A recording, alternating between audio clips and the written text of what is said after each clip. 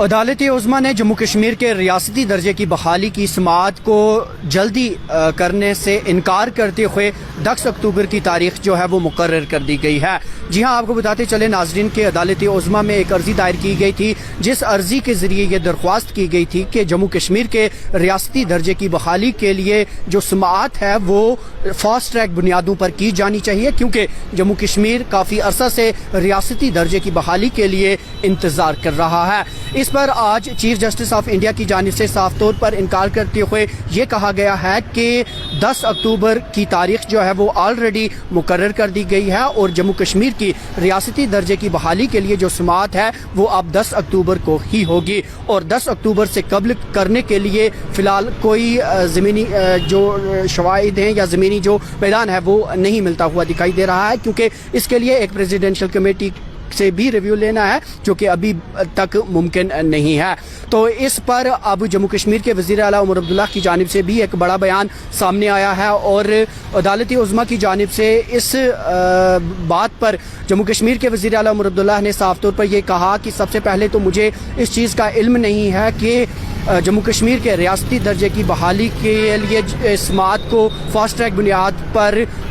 کرنے کے لیے عدالت عظمیٰ میں کون گیا ہے۔ تاہم عمر عبداللہ نے امید ضرور ظاہر کی کہ جموں کشمیر کے ریاستی درجے کی بحالی بہت جلد ممکن ہوگی، اور عدالت عظمیٰ اس ضمن میں نہ صرف اپنا فیصلہ سنائے گی بلکہ فیصلے میں وہ ایک وقت بھی مقرر کرے گی، ٹھیک اس طرح جس طرح جموں کشمیر میں الیکشنز کرانے کا انہوں نے ایک ٹائم فریم مرکزی سرکار کو دیا تھا۔ عمر عبداللہ نے صاف طور پر اس چیز کا ذکر کیا کہ آج چونکہ جموں کشمیر کی حکومت کا کارکال سنبھالے ہوئے انہیں 10 ماہ ہو چکے ہیں، اور ان 10 ماہ کے دوران پہلی کیبنٹ میٹنگ جو ہوئی تھی اس میٹنگ میں بھی جموں کشمیر کے ریاستی درجے کی بحالی کے لیے انہوں نے ایک قرارداد منظور کی ہے، اور وزیر اعلیٰ کا عہدہ سنبھالنے کے بعد وزیر اعظم نریندر مودی سے جب ان کی ملاقات ہوئی تو اس ملاقات کے دوران سب سے پہلے انہوں نے یہی سفارش وزیر اعظم نریندر مودی کے سامنے کی، اور وقت پر جب وزیر داخلہ اور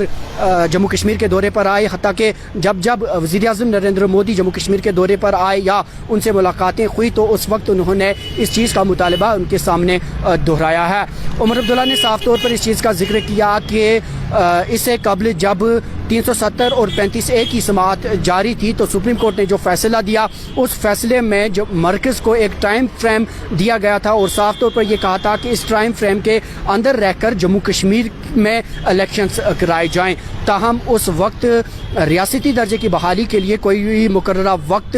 جو ہے مرکزی سرکار کو نہیں دی گئی تھی، تو اب عمر عبداللہ نے یہ امید ظاہر کی ہے کہ اب سپریم کورٹ 10 اکتوبر کو جو فیصلہ سنائے گی تو اس فیصلے میں وہ ایک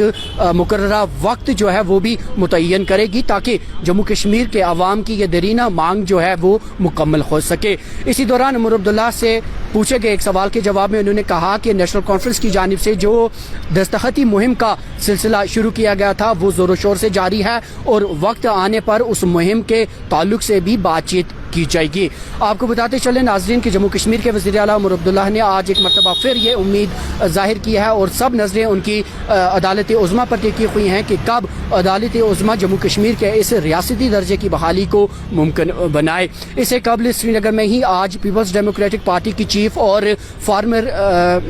CM محبوبہ مفتی کی جانب سے بھی ایک پرزور احتجاج کیا گیا تھا، اور اس احتجاج کے ذریعے بیرون ریاستوں میں جو جموں کشمیر کے قیدی ہیں ان کی صحت یابی اور انہیں کشمیر واپس لانے اور ان کی رہائی کے مطالبات جیسے مدعوں کو لے کر یہ پروٹیسٹ مارچ تھا، جس پر عمر عبداللہ نے ریئیکٹ کرتے ہوئے صاف طور پر اس چیز کا ذکر کیا کہ یہ معاملات چونکہ مرکز کے زیر انتظام ہیں اور بہتر یہ ہوتا کہ محبوبہ مفتی ان معاملات کے نپٹارے کے لیے مرکز سے رجوع کرتے۔ ہاں، اگر وہ پبلسٹی کے لیے جموں کشمیر میں یا سری نگر میں اس طرح کی چیزیں کرتی ہیں تو انہیں کوئی روک نہیں سکتا ہے۔ دینک سویرا دیکھتے رہیے۔